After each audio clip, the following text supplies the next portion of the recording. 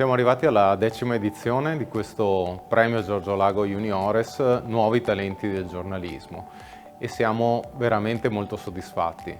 Negli ultimi 3 anni i partecipanti al concorso si sono raddoppiati e quest'anno sono stati 67 da 26 istituti diversi di tutto il nord-est.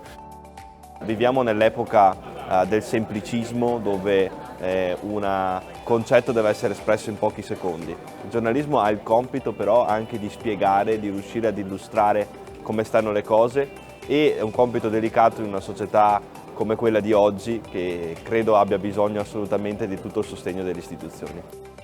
È un ruolo fondamentale di informazione che deve essere formato, che deve essere approfondito, scientifico, e quindi noi siamo davvero orgogliosi di ospitare il premio Giorgio Lago, quello che guarda al futuro del giornalismo attraverso i giovani, che significa anche saper ascoltare quelle che sono le nuove sensibilità e insegnare loro quelle che sono le vecchie tradizioni del mestiere.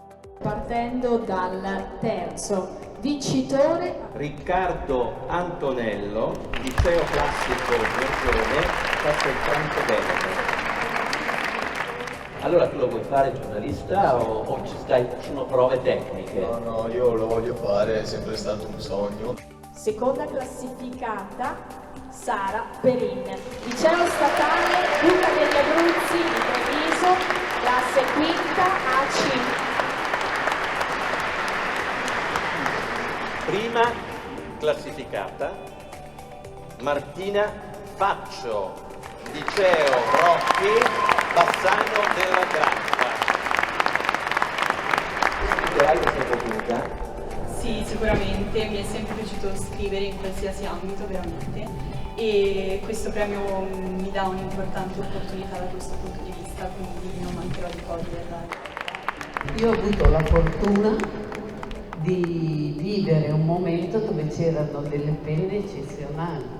Gli articoli che scrivevano i giornalisti in quel periodo lì facevano trasparire l'emozione che provavano nel vedere il salto, la corsa. Grazie anche un po' a una carriera sportiva certamente lunga, qualche risultato conquistato, insomma un po' di rapporto con i giornalisti c'è stato. Tendenzialmente molto bello, in un'occasione anche commovente, sono riuscito a intervistare mia moglie in quell'occasione, chiedendole di descrivermi con una parola, ho utilizzato il termine caterpillar. Come comunicatore poi mi trovo molto nelle parole di Giorgio, perché cerco di parlare in modo molto semplice di arrivare, perché quello è una cosa fondamentale, no? L'arrivare, l'esserci indipendentemente poi dal tipo di forma, quello che arrivi. Ho l'occasione di annunciare appunto il tema del prossimo anno, che sarà un tema molto importante per il Nord-Est: giovani al bivio, restare o lasciare il Nord-Est, cominciando proprio ascoltando le parole delle ragazze e dei ragazzi più giovani.